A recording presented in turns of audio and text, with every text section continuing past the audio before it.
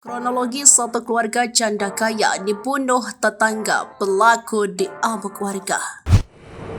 Kasus satu keluarga tewas dibunuh tetangga di Pasuruan bikin geger. Polisi telah menangkap pelaku dan menggali motif dari kasus mengerikan yang terjadi di Jawa Timur ini. Polisi mengungkapkan kronologi terkait peristiwa ini. Sedikit memberitahu korban yakni Rosida 54 tahun dan anak laki-lakinya Ahmad Fauzi 13 tahun. Ia merupakan janda kaya raya di wilayah itu.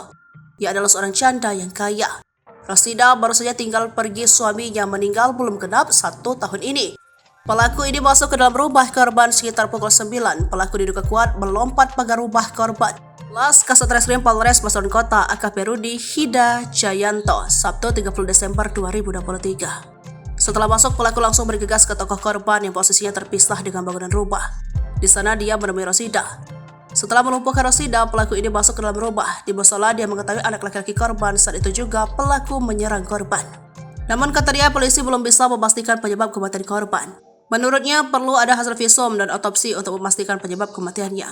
Sayangnya perbuatan tersangka ini diketahui anak korban lainnya. Anak perempuan korban ini langsung menghubungi kekasihnya. Tak berselang lama, kata Kasat, kekasihnya ini datang bersama warga. Mereka langsung mendobrak rumah korban dan menemukan pelaku di sana.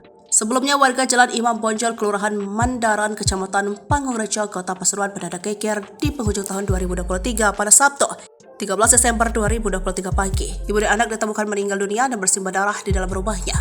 Mereka adalah Rosida 54 tahun dan anak laki-lakinya Ahmad Fauzi 13 tahun. Satu keluarga tewas dibunuh oleh tetangga belakang rumah korban yang berinisial MS. Motif masih dalam penyelidikan polisi.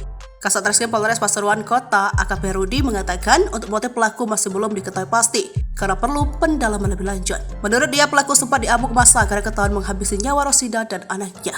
Dia babak belur karena mendapatkan pukulan dari warga.